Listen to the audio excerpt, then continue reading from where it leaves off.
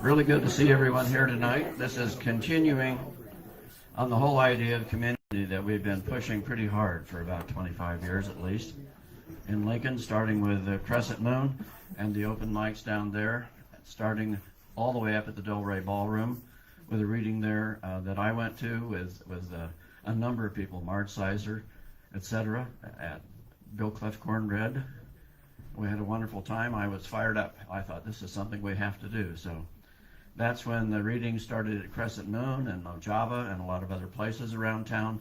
And now we are blessed to have this wonderful place, Larksong Writers. And this is a great spot, great spot. I really suggest that if you're not a member yet, that you consider it. It's the idea of putting your money where your mouth or your manuscript is, whatever you want to call it. That's how that works. And this is a wonderful spot. I get the opportunity to be here 2 or 3 times a week. You meet new people. You have new ideas. You can try new cookies. There's all sorts of things that you can open up in your life. Tonight we have a book launch. 3 people, 3 books. This is wonderful. 3 people that I know quite well, of course. Rich Wyatt, David Wyatt, one or the other. I know him as Rich or David Richard Wyatt.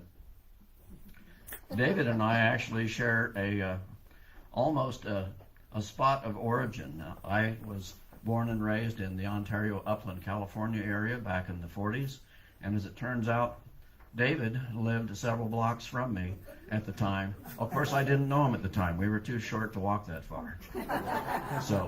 But that gives us the same vantage point of Mount San Antonio, known as Mount Baldy. And so we've had mountains in our visage for all these years, and that's always something to conquer. David, I'll read a little bit about David. He was, as I said, born in Southern California a year before the end of World War II, spending his childhood and early 20s in the Golden State, an agricultural and horticultural paradise, well into the 50s. Before and after time in the U.S. Army in the mid-60s, Wyatt attended San Diego State, the University of Nebraska, Omaha, and the University of Oregon, where he held a graduate teaching fellowship in creative writing. He has been writing for many years. He was a sidekick, as all of you know, with Backwaters Press in Omaha, and read, I don't know how many, if you measure vertical feet, stacks of books, stacks of manuscripts that he read for the Backwaters Press. And the claim, I think, of Greg Kosmiski that you wrote at least 3,000 poems. And that's been condensed down to 1 book so far. That's good. So now we will hear a few things from David. He'll give us a few pointers about California, I'm sure, that are probably out of date by now, but who cares? We like out-of-date activities. So, David. Thank you, Brett.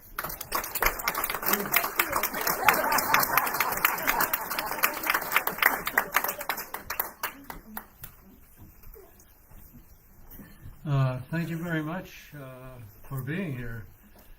This is a pretty large audience, and I'm not used to it. So, Get used to it. The first poem I'm going to read is from my initial book with Wayne State College Press. It's called Yellow Outfit.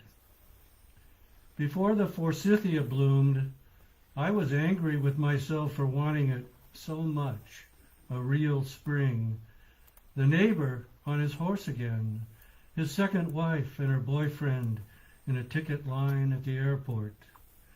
Church bells all around have gone to bat for high-sounding skies, the cathedral having been slapped in the face with a salmon light. At no time before the forsythia put on its yellow outfit did I consider it my fault, the no vacancy sign on a warm afternoon down at the motel. I voted Republican once. It was late in the year, as usual. No fuchsias on the porch. My parents quietly eating their dinner, smiling over the gravy.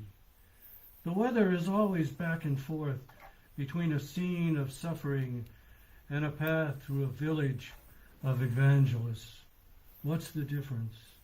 Now a burial at the town limits, or a mound of lilies struggling against praise.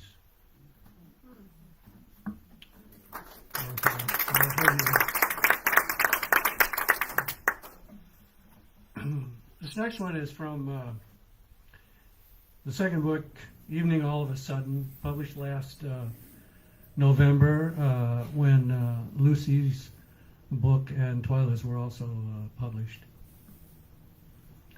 Reading for pleasure. Worthwhile the somber light from what seems the room's farthest corner. How do I get it to come forward? Mine is the only so-called brain in the house, with many branches hanging from me instead of two arms. I could grab the lamp before it's out of sight, the room distorted past belief, stars and the evening birds complaining of losing areas of the night sky. And if I last another hour, what miracle should be here afterwards? I don't think this story is using the right words. No new ones formed in the dark, which is every minute more complete. Suppose the lamp and all else have never existed. Strange to say so out loud.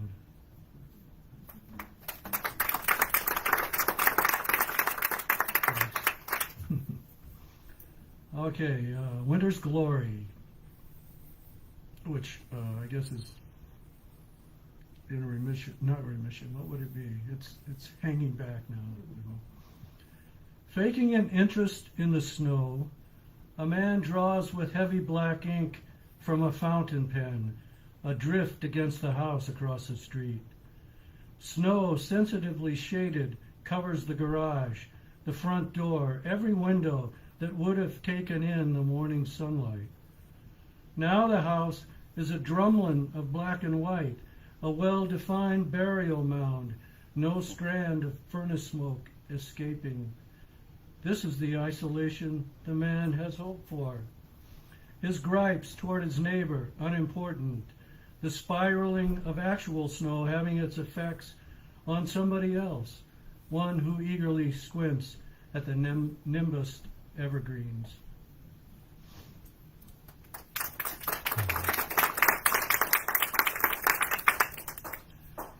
Evening All of a Sudden, which is the title poem.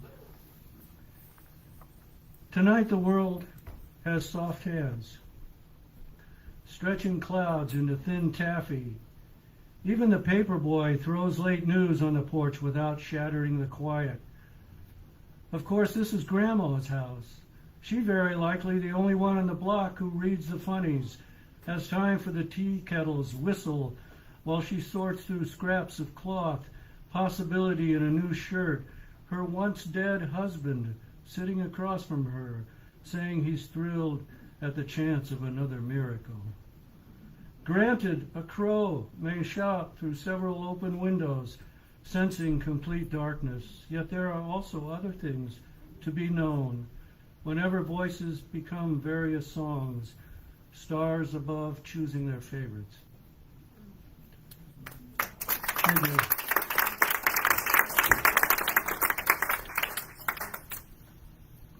Well, a good number of the poems here speak of and around the later years in life. And this is one of those. Getting around. On his best days, the old man heads downtown looking for a lunch counter, for 10-cent coffee, the widened main street now a seed across, his hand above his eyes because the glare of it, wide water, outdoes ambition. He sits on a bench with actually his name on it, nice plaque, and considers the walk home, bells of several churches ringing out another noontime etude, frictional tune that has pigeons dropping from rooftops and into the shadows of alleys. Under his breath, he's often said life is a poke and a cliff, quick love plus a long fall through the light of strangers. He waits until someone says hello, then steps into the jouncing boat. Thank you very much. This next one, it's about a serious subject, but I've attempted to write it and that's maybe not fair to say that at the beginning, in a humor sort of way. So we'll see whether that works. And it's a question. The title is a question. Curious about cremation? Yes, yes. You get that question in the mail and a free lunch offer. The idea of an evening cookout loses its sparkle, though, the benefits of pre-planning your final wishes and imagining the eternal darkness that follows after flames fall short of endlessness. No more view of sycamores along avenues before sunset, their shadowy overstory soon released from blank perdition. And don't forget, economical burial options, the card reads. Mass graves are the new tiny houses. Learn how your wishes will shield your family from unnecessary shoveling. Enjoy, too, that possible last free meal with our friendly staff. We're the ones, of course, in the dark suits, silver-plated steak tongs in our hands, still smelling of death.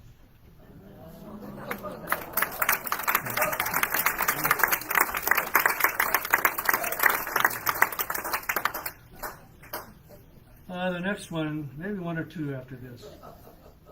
This next one is what I think is sort of odd approach to gender equity in a way. It's called Porcelain Light. On today's shore, debris from Asia, silk gown washed to a pearl finish, wrapping an abacus. The counter's all there, along with numerous small, transparent creatures gripping the rods. Although, it could have been the large coastal town north of here from which these treasures arrived, undamaged mostly, piled on the sand, just shy of surf when I noticed them. I walked around the heap of ocean waste, sun's glaze upon it, like a curious dog. Bending, I untangled sleeves, shook out the long skirt, salt water unprescribed down my throat. A yellow, dim yellow hem I discovered, beneath which a woman's ankles might have shown, distracting the mathematician who'd come to her for the instruments she offered him with breakable hands. Thank you. Thank you.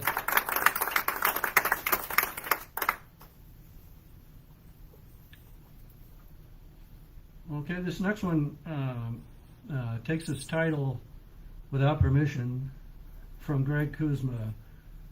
From the roads the police have gone, but the rest of us sit on curbs and gravel highway shoulders, rarely interested in the nesting stars over our heads in more ways than one. We're in different places, but certain we're not alone, thanks to the single dark sky that stays silent even as blank winds roar through fields of corn behind us, or top off distant invisible hills with nothing like reachable meaning. Who says we aren't stoic for enduring what we can't escape from, thanks to no other world on the map, which no one can read because everything was confiscated?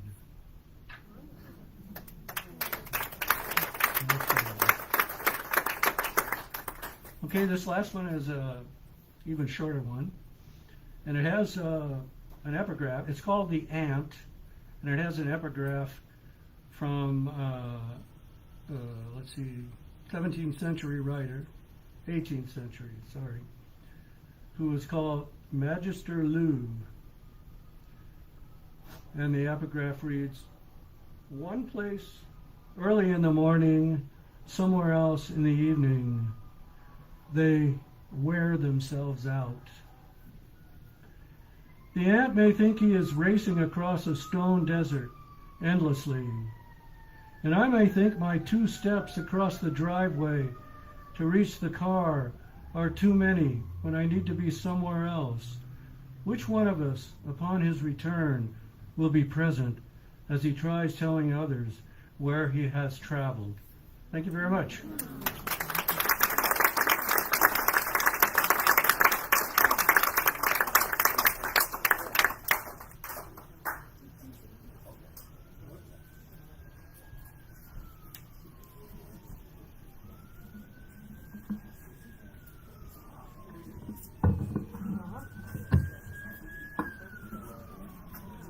Okay, thank you, David.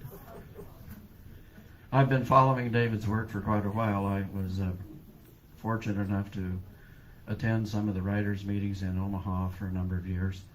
And we're all getting too old, too tired, or can't find directions even with GPS to get together again. The pandemic has done more than we can imagine as far